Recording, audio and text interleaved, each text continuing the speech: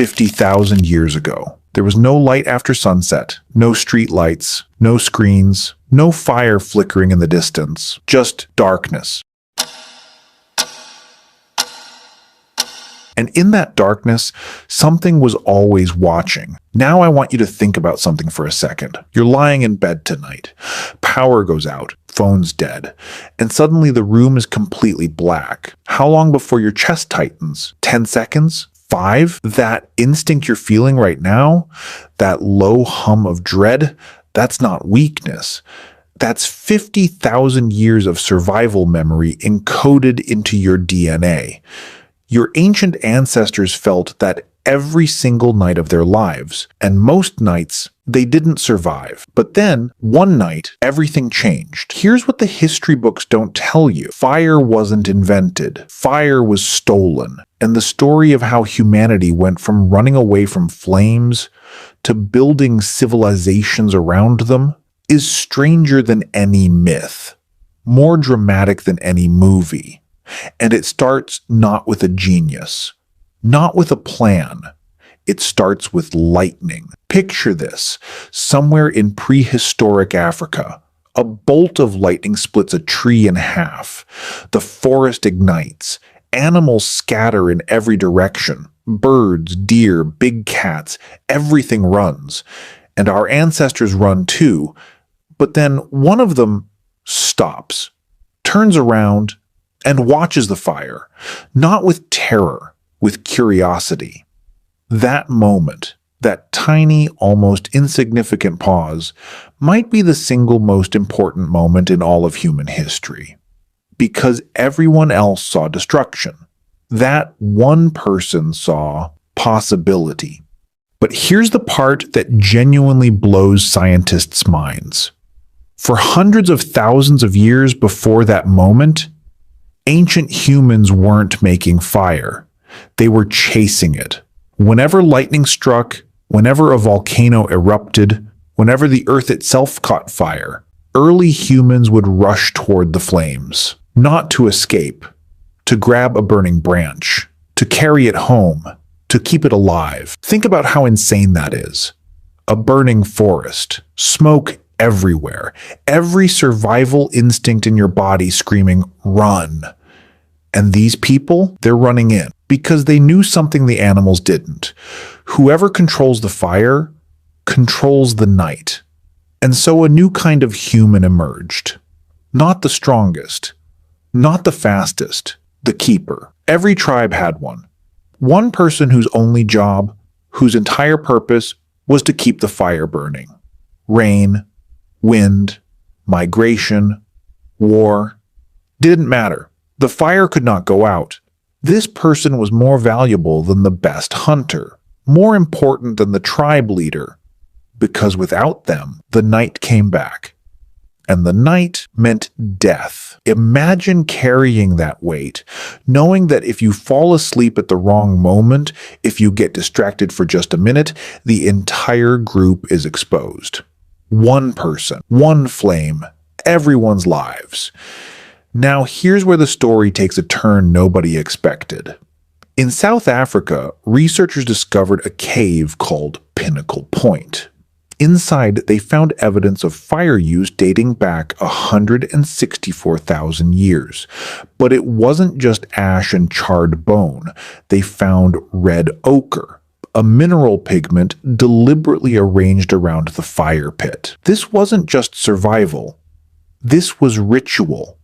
These ancient humans weren't just sitting around the fire to stay warm.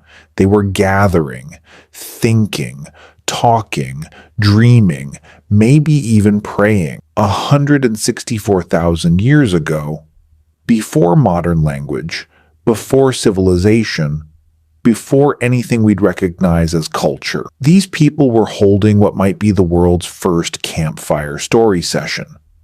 And that instinct you have? The one that makes you want to gather with people at night, to sit close, to share stories, to feel connected, that didn't come from Netflix. That came from this. But the deeper you go into the science, the more mind-bending it gets. Harvard anthropologist Richard Wrangham spent decades studying one question. Why did human brains get so big so fast? Because here's the thing. Compared to every other species on Earth, our brains are almost absurdly large. We're not the strongest animal, not the fastest, not the most physically capable, but our brains, nothing comes close. So what happened? His answer was called the cooking hypothesis, and it sounds almost too simple. When humans started cooking food over fire, the energy equation of being human completely changed. Raw food is incredibly hard to digest. Your gut works over time, burns enormous energy just breaking it down. But cooked food, it's pre-processed. It's easy.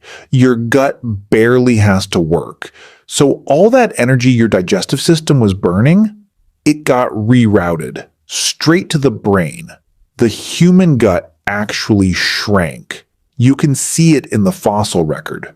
Homo erectus, our ancient ancestor from over 1 million years ago, had a significantly smaller gut than the primates that came before.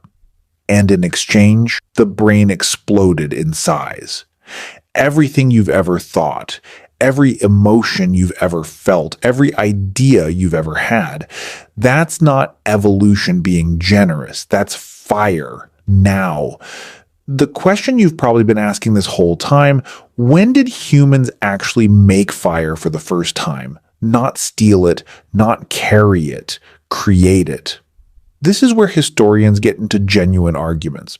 But there's a site in Israel, Kesem Cave, and inside it there's a fireplace that's been carbon dated to 400,000 years ago. Not a random scorch mark, a deliberately maintained hearth, used over and over again. The same spot, for generations. That means someone, some early human, figured out how to strike rock against rock and create a spark. Think about how long that took to discover. Day after day, trying, failing, scraped knuckles, frustration, nothing. And then, after maybe the 1,000th attempt, a spark. Just one tiny spark. Lands on dry grass, catches. And for one brief, staggering moment, a prehistoric human held fire in their hands. Fire they made, not stolen, not borrowed, created. So what does all of this actually mean? Because here's what I keep coming back to. Fire didn't just warm these people. It didn't just cook their food. It gave them the night. For the first time in human history, people could be awake after dark without being hunted. They could think, plan, imagine, create. Daytime was for survival. Nighttime became the birthplace of human thought. Language deepened around those fires. Art began. Philosophy began. The stories that would eventually become every religion, every myth, every culture on Earth, they were first told in the glow of a flame. In the dark, together, alive. And here's the part that I think about late at night. Tonight, when you turn off the lights, there'll be a moment, just a split second, where something primal stirs in your chest. That's not anxiety. That's memory. 50,000 years of it. You are the descendant of the people who didn't run, who turned back, who grabbed the flame, who kept it burning through every storm and every darkness the world threw at them. Every time you push through something hard, every time you keep going when everything in you wants to stop, you're doing the same thing they did. The fire never went out. It just changed shape, and right now, it's in you.